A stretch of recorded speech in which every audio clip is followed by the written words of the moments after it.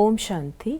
आज 20 अप्रैल 2022 है और आज के बाबा के साकार रूप से चले हुए मधुर महावाक्यों को स्पष्ट करेंगी आदरणीय आशा दीदी।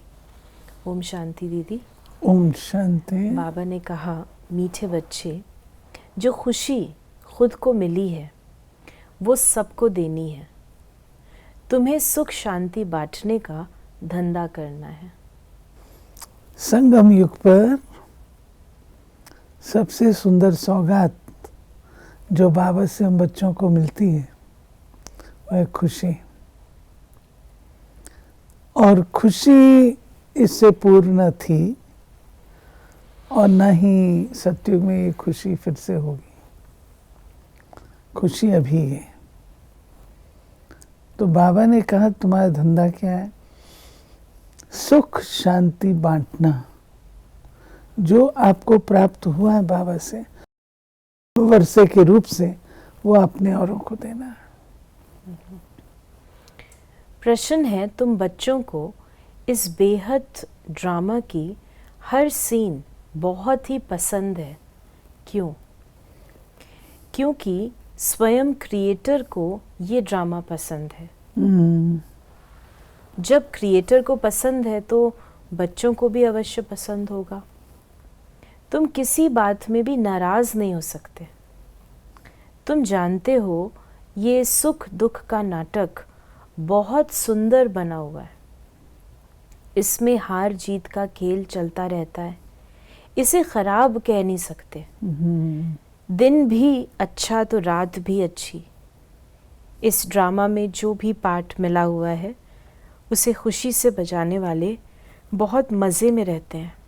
बाबा कहते हैं ड्रामा हर हाल में ये अच्छा है। क्यों अच्छा है?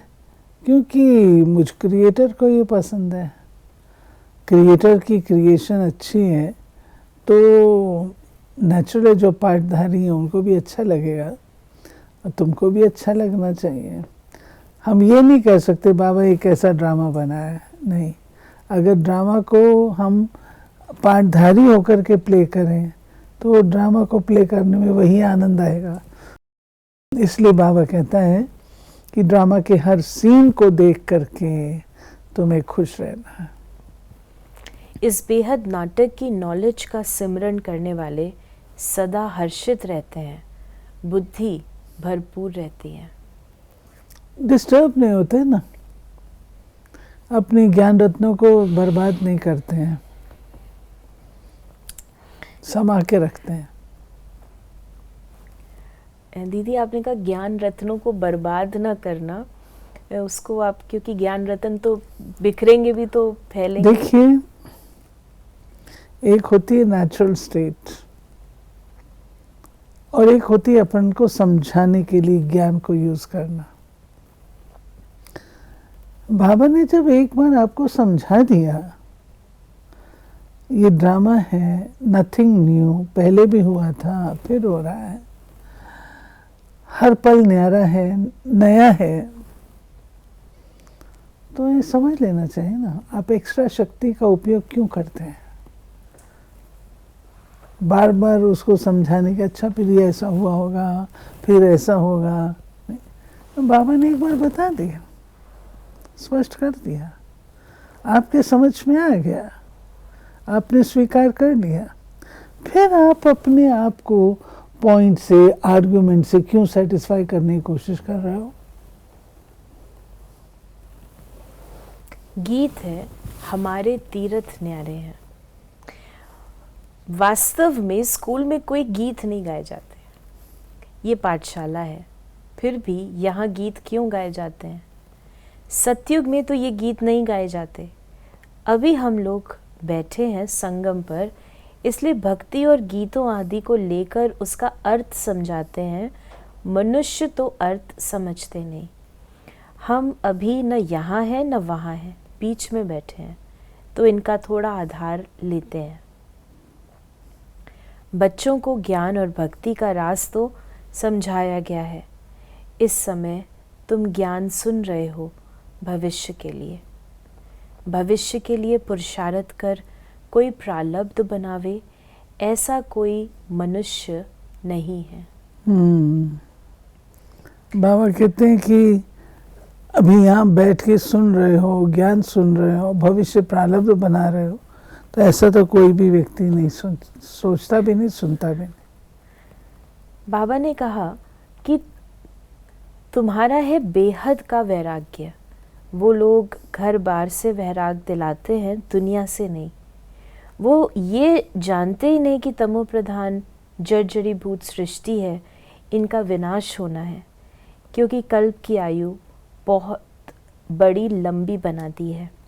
अब बाप बैठ समझाते हैं, बुद्धि भी कहती है ये बात तो बिल्कुल ही ठीक है। मुख्य बात है पवित्रता की, जिसके लिए वो घर बार छोड़ते हैं। तुम सारी पुरानी दुनिया को बुद्धि से भूल जाते हो, पवित्र बनते हो पवित्र दुनिया में जाने के लिए। तुम्हारी यात्रा है बुद्धि की, कर्म इंद्रियों से कहाँ जाना नहीं है। तुम्हारा शारीरिक कुछ भी नहीं चलता। अभी हम रूहानी बाप के पास जाते हैं, वो जिस्मानी यात्राएं तो अनेक हैं। फिर बाबा ने कहा तुम्हारी है अव्यभिचारी रूहानी यात्रा, जिसमें हम जा रहे हैं वापस अपने घर। वो लोग निर्वाण धाम को घर भी नहीं समझते, कहते हैं पार निर्वाण गया।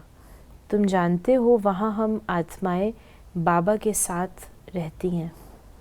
अभी बाबा हमको लेने के लिए आए हैं।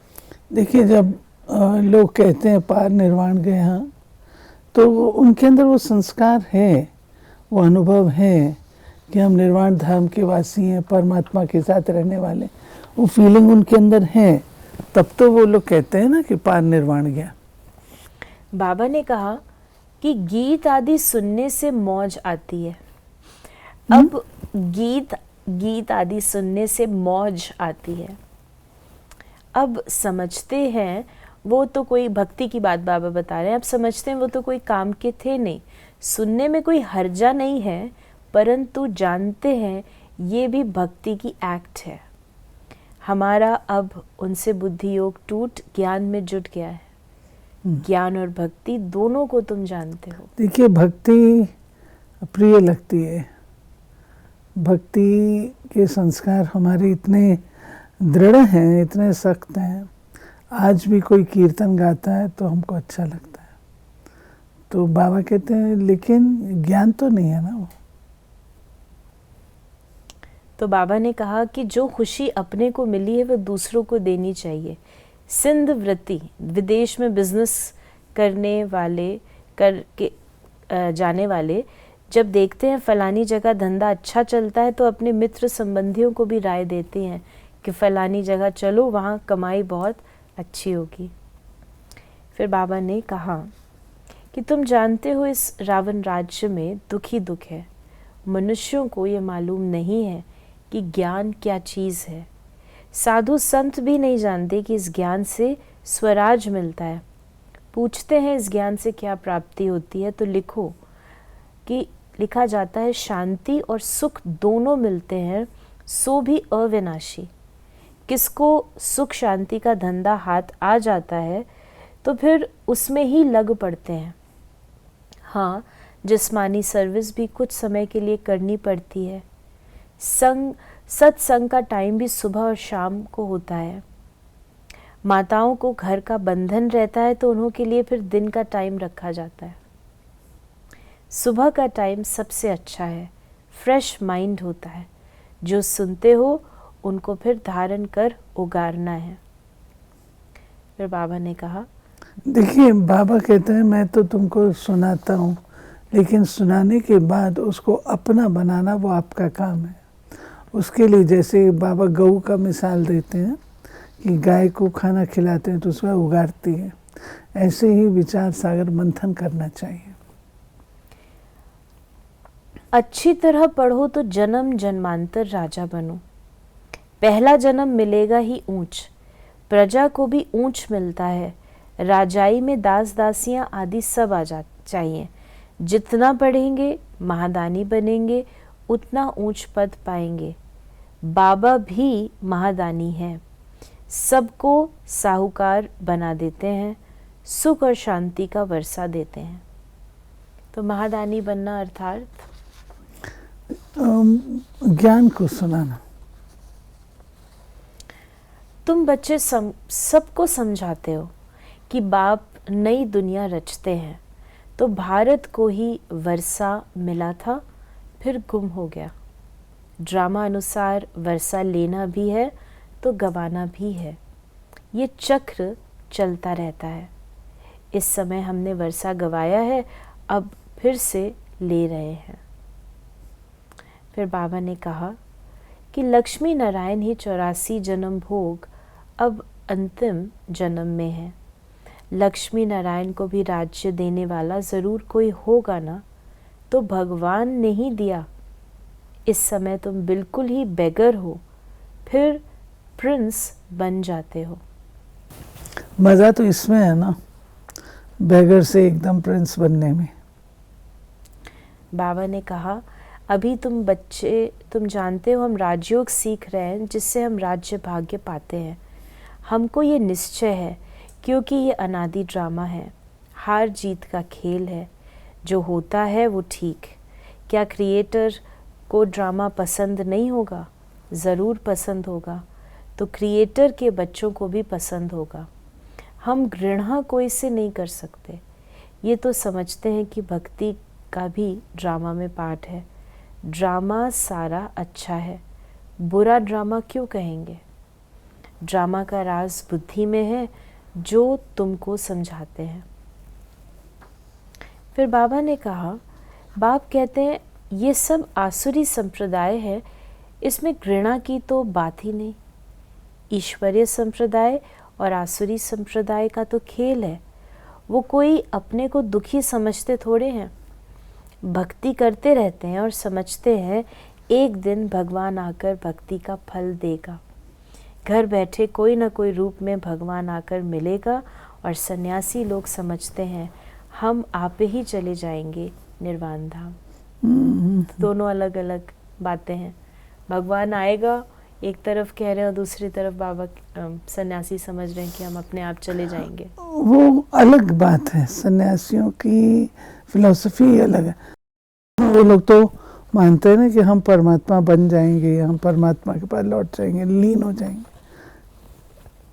जो दूसरी फिलॉसफी है वो कर्म योगियों की है, राजयोगियों की है, घर गृहस्थ वालों की है। फिर बाबा ने हम बच्चों को कहा कि इस नाटक को जानने से हम विश्व के मालिक बन जाते हैं। कितनी वंडरफुल बात है। बाप द्वारा तुमने ही जाना है। इन बातों में रमण करना पड़ता है। गृहस्थ व्यवहार में रहते 2-3 घंटा निकाल वो नाटक देखकर आते हैं। बाबा मूवी की बात कर रहे हैं। वो भी किससे पूछा जाता है क्या? बुद्धि में बैठ जाता है। वैसे ये भी बेहद का नाटक है। ये क्यों भूलना चाहिए? ये क्यों भूलना चाहिए? जैसे वो मूवी 3 घंटे की पिक्चर याद रहती है, तो बाबा कह रहे ये नाटक क्यों भूलना चाहिए? इस चक्र की स्मृति तो बिल्कुल ही सहज है। इसको और कोई नहीं जानते हैं। तुम बुद्धि से जानते हो और फिर दिव्य दृष्टि से देखते भी हो। आगे चल और भी बहुत सी सीनरियाँ देखेंगे। आज का वरदान है, पुरुषार्थ के साथ योग के प्रयोग की विधि द्वारा वृत्तियों को परिवर्तन करने वाले सदा विजयी भव। पुरुषार्थ धरनी बनाता है, वो भी ज़रूरी है, लेकिन पुरुषार्थ के साथ साथ योग के प्रयोग से सबकी वृत्तियों को परिवर्तन करो तो सफलता समीप दिखाई देगी। दृढ़ निश्चय और योग के प्रयोग द्वारा किसी की भी बुद्धि को परिवर्तन कर सकते हो। सेवाओं में जब भी कोई हलचल हुई है तो उसमें विजय योग के प्रयोग से ही मिलती है। इसलिए पुरुषार्थ से धरनी बनाओ, लेकिन बीज को प्रत्यक्ष करने के लिए योग का प्रयोग करो, तब विजयी भव का वरदान प्राप्त होगा। स्लोगन है, सेवा द्वारा पुण्य की पूंजी जमा करने वाले ही पुण्य आत्मा है। सेवा द्वारा पुण्य जमा करना, ये जो जिस आत्मा को आवश्यकता है वो दे सकना, उससे पुण्य जमा होगा।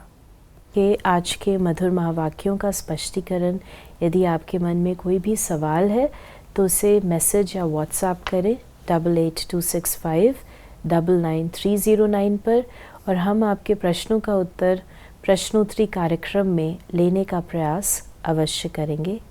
ओम शांति।